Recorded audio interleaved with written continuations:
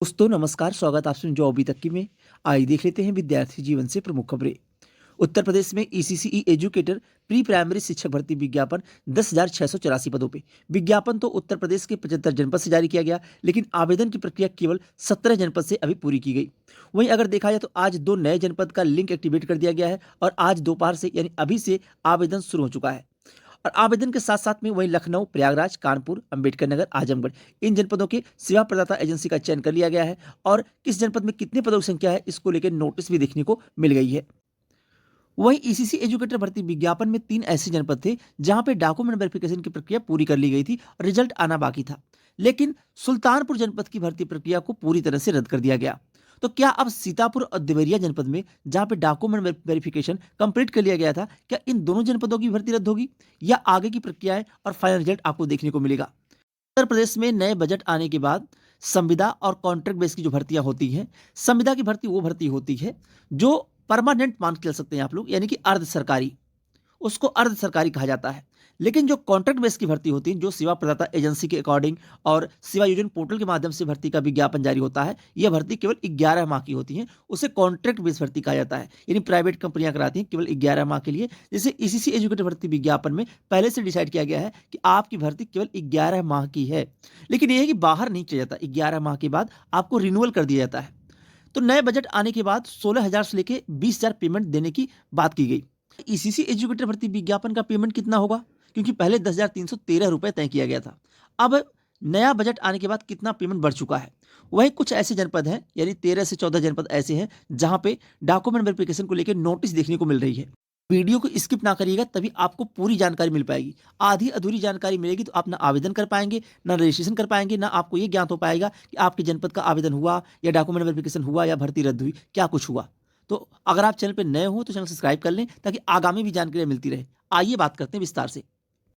तो सबसे पहले आपको हम लिए चलते हैं सीधे ऑफिशियल साइट पे, जहां पे आज नए जनपदों की भर्ती का लिंक एक्टिवेट कर दिया गया है और आवेदन की प्रक्रिया आज से शुरू हो चुकी है। लोगों के कमेंट्स और मैसेज आ रहे थे कि अपने जनपद की वैकेंसी हम कैसे चेक करें। तो आपको आना है गूगल क्रोम पे, चाहे आपके पास लैपटॉप हो, डेस्कटॉप हो या फ़ोन हो, एंड्रॉयड फ़ोन हो, तभी आप लोग अपने फ़ोन से ऑफिशियल साइट पे आके अपने जनपद की जानकारी ले सकेंगे। तो यहाँ पे आप लोग देखिए, आपको गूगल क्रोम पे आके sevayojan.cg.nic.in यहाँ पे क्लिक करना होगा तो रोजगार संगम खुल के आ जाएगा। तो उसके बाद यहाँ पे क्लिक करेंगे आप लोग, जैसे ही क्लिक करेंगे ऑफिशियल साइट पे आप लोग यहाँ पे आ जाएंगे। ऑफिशियल साइट पे आने के बाद 4 एरो देखने को मिलेगा, एक जॉब सीकर, एक आउटसोर्सिंग प्राइवेट जॉब, एक रोजगार मेला, एक गवर्नमेंट जॉब। ये आपको हर बार बताया जाता है। तो आपको यहाँ क्लिक करना होगा आउटसोर्सिंग प्राइवेट जॉब पे। जैसे आप लोग यहाँ पे क्लिक करेंगे, क्लिक करने के बाद अगर सीधे ऑफिशियल साइट पे यहाँ से आप अपने जनपद की जानकारी ले सकेंगे। स्क्रीन पे आप लोग देख रहे होंगे, श्रावस्ती जनपद में आवेदन की प्रक्रिया आज से शुरू हुई। श्रावस्ती जनपद में टोटल पदों की संख्या 70 है और आवेदन की अंतिम तिथि है 14 मार्च। 6 मार्च से आपका आवेदन शुरू हो चुका है। यहाँ पे अगर देखा जाए तो एलिजिबिलिटी क्या रखी गई है, ग्रेजुएशन में गृह विज्ञान होना चाहिए, सेकंड ईयर तक हो या फाइनल ईयर तक हो, तभी आप आवेदन कर सकते हैं। मिनिमम 50% होनी चाहिए। और उम्र सीमा की बात करें तो 21 वर्ष से लेकर 40 वर्ष। आप लोगों को देखिए शुरू से जानकारी दी जाती है। जैसे किसी नए जनपद का आवेदन शुरू होता है तो आपको सबसे पहले अपडेट दे दी जाती है कि आज नए जनपद का आवेदन शुरू हो चुका है, आप लोग आवेदन कर लीजिए। और इसके पिछले वीडियो में आपको यह भी बताया गया है कि आप अपने फ़ोन से आईडी पासवर्ड कैसे बनाएंगे और आवेदन कैसे करेंगे। तो श्रावस्ती जनपद में यहाँ आप लोग देख रहे होंगे, ग्रेजुएशन में 50% नंबर होने चाहिए। जनरल ईडब्ल्यूएस के लिए, ओबीसी एससी एसटी के लिए कैटेगरी वाइज छूट मिली है, उनको अगर 45% भी मिला होगा ग्रेजुएशन में तभी वो आवेदन कर सकती हैं। और आपकी भर्ती में परीक्षा नहीं होगी, केवल हाई स्कूल, इंटर और ग्रेजुएशन के नंबर पर आपका सिलेक्शन होगा। और पेमेंट की बात करें तो पेमेंट पहले 10,313 रुपये था, लेकिन नया बजट आने के बाद आपका पेमेंट हो चुका है 16,000 से लेकर 18,000 रुपये। और जो संविदा पे कार्यरत हैं पहले से, उनका पेमेंट हो चुका 20,000 रुपये। यह पेमेंट लागू होगा 1 अप्रैल से। ये हो गई आपके पेमेंट की बातें। एक विज्ञापन झांसी से डाटा एंट्री ऑपरेटर का जारी किया गया है, जिसमें एलिजिबिलिटी मांगी गई है, ग्रेजुएशन पास हो आप तो आवेदन कर सकते हैं। पेमेंट आपकी 20,000 रुपये है और अंतिम तिथि जो है वह 13 मार्च है। अगर आप इच्छुक है, एलिजिबिलिटी रखते हैं तो आप आवेदन कर सकते हैं झांसी जनपद में डाटा एंट्री ऑपरेटर का विज्ञापन। एक विज्ञापन जारी किया गया है, स्पेशल एजुकेटर भर्ती विज्ञापन। अब आप लोगों को बता दें कि ईसीसी एजुकेटर भर्ती विज्ञापन अलग है, जिसमें गृह विज्ञान सब्जेक्ट मांगा गया है ग्रेजुएशन में, और स्पेशल एजुकेटर भर्ती विज्ञापन अलग है। ये दोनों विज्ञापन अलग अलग है, दोनों में पेमेंट भी अलग अलग आपकी है। अब स्पेशल एजुकेटर भर्ती विज्ञापन में जो एलिजिबिलिटी मांगी गई है वह आपकी बीएड होना चाहिए। बीएड के साथ साथ में टेट या सीटेट अगर आप पास हो तो आप आवेदन कर सकती हैं। यहाँ पे आप लोग देखिए, बागपत जनपद से विज्ञापन जारी किया गया है और अंतिम तिथि है 11 मार्च। और अभी तक टोटल 47 आवेदन हुए हैं स्पेशल एजुकेटर भर्ती विज्ञापन में। अगर आप इच्छुक है तो आवेदन कर सकती हैं। वहीं एक विज्ञापन बरेली जनपद से जारी किया गया है, जहाँ पे अगर देखा जाए तो 8 मार्च अंतिम तिथि है और ये विज्ञापन में आवेदन पिछले 4-6 दिनों से चल रहा है आवेदन। आप लोग आवेदन कर लीजिए।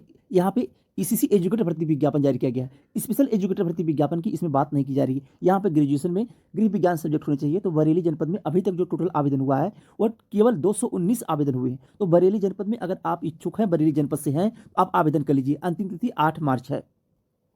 आप लोग तमाम कमेंट्स वगैरह मैसेज करते हैं कि हमारी भर्ती शो नहीं कर रही है। तो देखिए, भर्ती विज्ञापन आपका शो करता है 1 नंबर से लेके, यानी प्रथम पेज से लेके 24 नंबर पेज तक। अभी जो श्रावस्ती जनपद का आज से आवेदन शुरू हुआ है, ये 24 नंबर पेज पे नीचे दबाइएगा लास्ट में। यहाँ से आप लोग देखिए, यहाँ पे आपको भर्ती जो है वह शो कर रही है श्रावस्ती की।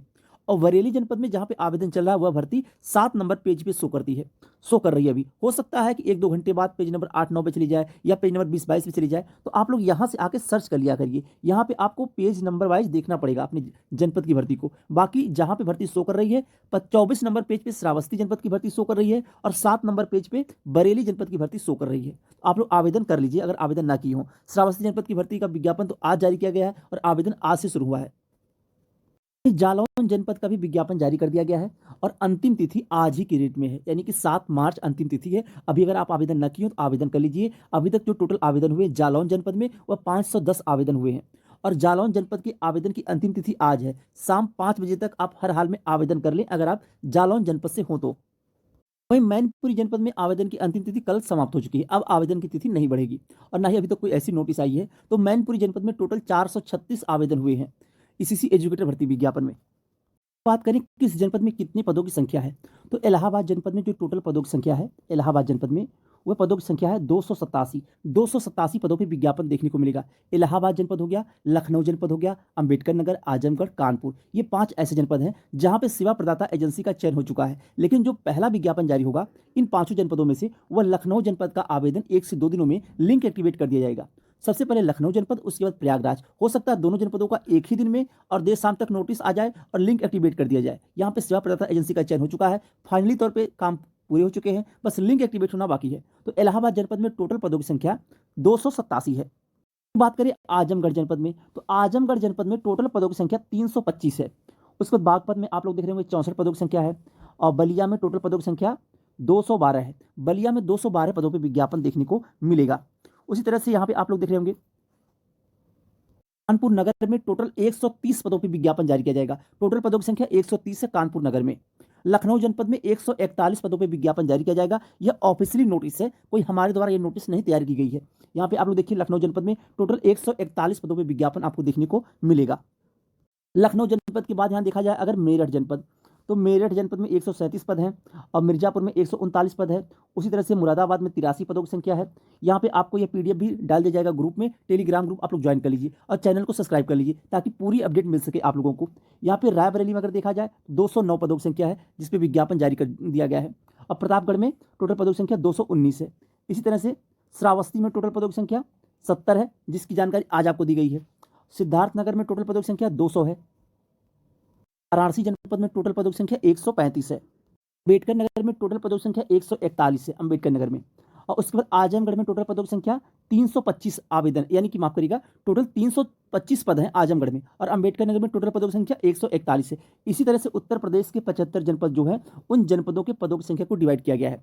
इसीलिए आप लोग केवल अपने जनपद से ही आवेदन करें, अन्यथा आपका आवेदन रिजेक्ट कर दिया जाएगा। किसी अन्य जनपद से अगर आप आवेदन करेंगे, डॉक्यूमेंट वेरिफिकेशन आपका करा लिया जाएगा लेकिन आपको बाहर कर दीजिएगा दोबारा। आप अपने ही जनपद से आवेदन करें। और मान लीजिए पहले आप किसी जनपद से आवेदन कर दिए हैं लेकिन अभी आपके खुद के जनपद का आवेदन नहीं लिया गया है, तब भी आप लोग अपने जनपद से आवेदन करिए। आप लोगों को जानकारी दी गई थी कि 2 ऐसे जनपद हैं जहां पे भर्ती को रद्द कर दिया गया है डॉक्यूमेंट वेरिफिकेशन कंप्लीट होने के बाद भी, यानी फाइनल परिणाम का इंतजार हो रहा था, उसके पहले भर्ती को रद्द कर दिया गया। भर्ती क्यों रद्द हुई? यहाँ पे इतना पैसों की मांग होने लगी, 1 लाख रुपए, 80,000 रुपए, इस तरह से पैसों की मांग हो रही थी।